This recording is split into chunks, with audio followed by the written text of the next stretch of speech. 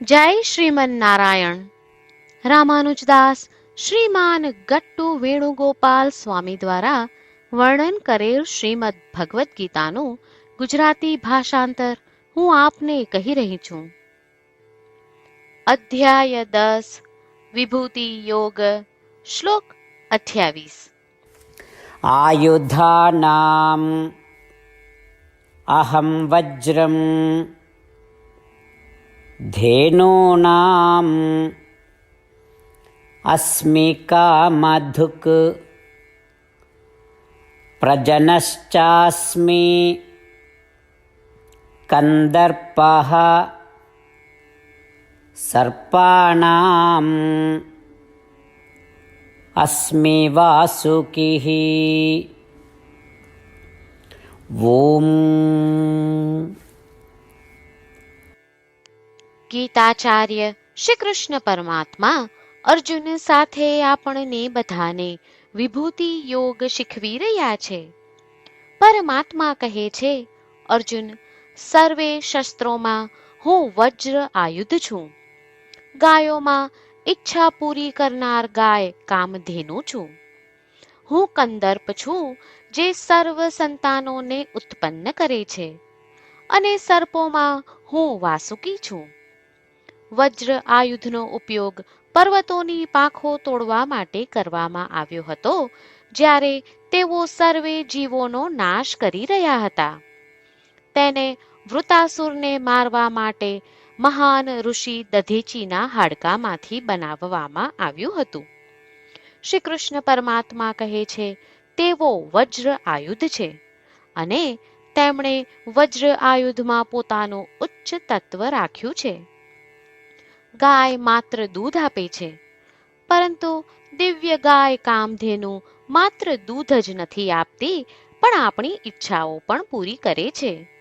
શ્રી કૃષ્ણ પરમાત્મા કહે છે કે તેઓ કામધેનુ છે. તેમણે કામધેનુમાં પોતાનું ઉચ્ચ તત્વ રાખ્યું છે.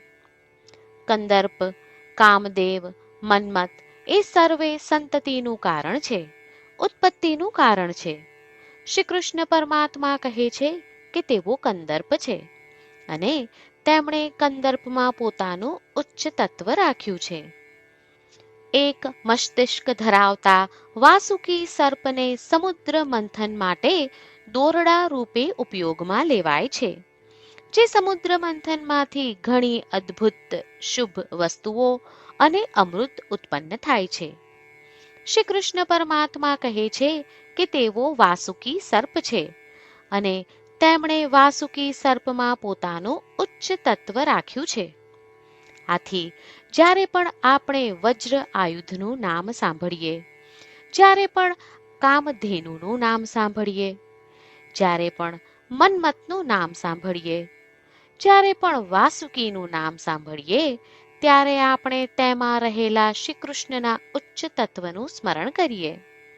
શ્રી કૃષ્ણ પરમાત્માનું શરણ લઈ આપણા જીવનને અર્થપૂર્ણ બનાવવાનો પ્રયાસ કરતા ચાલો આપણે બધા શ્રી કૃષ્ણ પરમાત્માના શબ્દોનું આ શ્લોક સ્વરૂપે પુનરાવર્તન કરીએ. આયુધાનામહં વજ્રમ ધેનૂનામ અસ્મિ કામધુક પ્રજનશ્ચાસ્મિ કંદર્પઃ સર્પાણામ અસ્મિ વાસુકિઃ. શ્રીમન્નારાયણ કરિષ્યે વચનં તવ. સર્વં શ્રીકૃષ્ણાર્પણમસ્તુ. જય શ્રીમન્નારાયણ. શ્રી કૃષ્ણ પરમાત્માએ આખી ભગવદ્ ગીતાનો સાર અધ્યાય 18ના શ્લોક 65 થી 70માં 8 ઉપદેશ દ્વારા કહ્યો છે. શ્રી કૃષ્ણ કહે છે, જે મારા આ 8 ઉપદેશ અનુસરે છે તે મને પ્રિય છે. એ સર્વે ભક્તોનું હું બધી જ રીતે રક્ષણ કરીશ. શ્રી કૃષ્ણ પરમાત્મા પાસેથી આખી ભગવદ્ ગીતા સાંભળ્યા પછી અર્જુન કહે છે, કરિષ્યે વચનમ તવ. એટલે કૃષ્ણ, હું તમારી આજ્ઞાનું પાલન કરીશ, તમે કહો છો એમ કરીશ. અને આથી જ શ્રી કૃષ્ણએ દરેક પ્રકારના યશ અને વિજય અર્જુનને આપ્યા છે. તો ચાલો આપણે પણ પરમાત્માને 8 વાતો પાળવાનું વચન આપીએ. પરમાત્માને આપેલા વચનથી મોટી કોઈ પૂજા, તપ કે યજ્ઞ નથી. 8 પ્રતિજ્ઞાઓ જે આપણે લેવી જોઈએ તે હું હવે કહું છું. આપ સૌ પણ એનો મન અને હૃદયથી વિચાર કરો.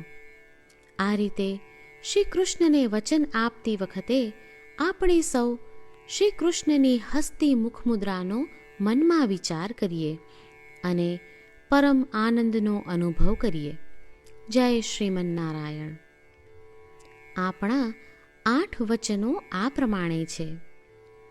આપણું પહેલું વચન: હે શ્રીમન્નારાયણ, તમારા ઉપદેશ પ્રમાણે હું હંમેશા તમારું ધ્યાન અને ચિંતન કરીશ.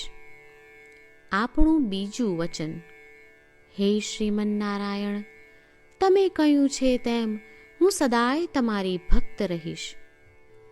આપણું ત્રીજું વચન: હે શ્રીમન્નારાયણ, હું મારા કર્મો તમને સંતોષ થાય તેમ અને તમારી સેવા માટે કરીશ. આપણું ચોથું વચન: હે શ્રીમન્નારાયણ, તમે અનુસરવા કહ્યું છે તેમ મને પૂર્ણ શ્રદ્ધા છે કે હું તમારી છું. હું સદાય મારા હાથ જોડી તમને નમસ્કાર કરીશ, તમારી ભક્તિ કરીશ. આપણું પાંચમું વચન: હે શ્રીમન્નારાયણ, હું તમારા શબ્દો યાદ કરું છું. મામેકમ શરણમ વ્રજ, તમે તમારી શરણમાં આવવા કહ્યું છે. શ્રીમન્નારાયણ, હું માત્ર તમારા જ શરણમાં છું.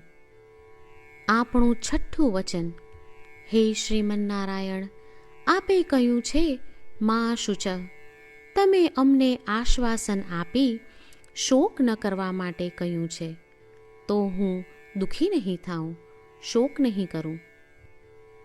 આપણું સાતમું વચન: હે શ્રીમન્નારાયણ, અમારા કલ્યાણ અર્થે આપે શ્રીમદ્ ભગવદ્ ગીતા રૂપી આશીર્વાદ આપી અમારા સૌ પર કૃપા કરી છે, તો હું દરરોજ ઓછામાં ઓછો 1 શ્લોક વાંચીશ અથવા સાંભળીશ એવો સંકલ્પ લઉં છું.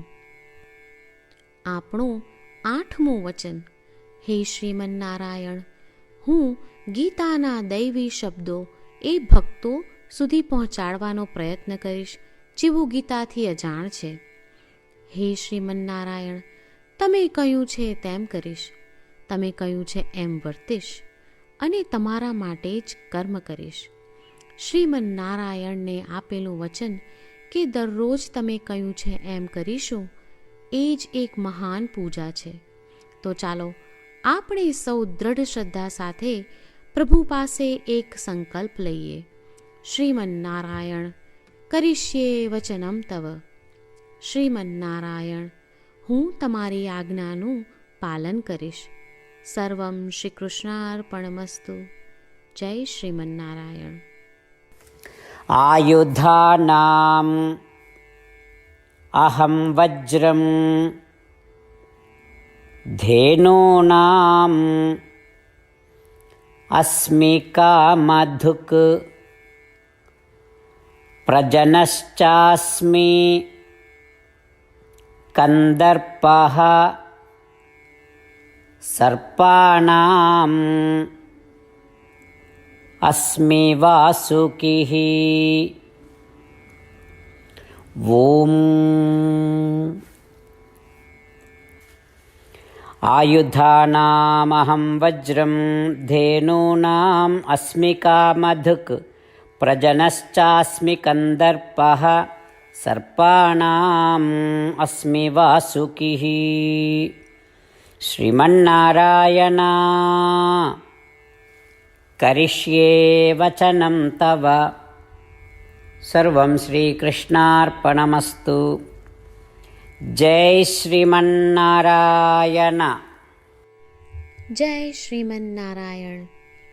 તમામ ભક્તોને ખાસ વિનંતી: આપણા જીવનની દરેક બાબતોમાં આપણે તાત્કાલિક અને અસરકારક પરિણામો ઈચ્છીએ છીએ.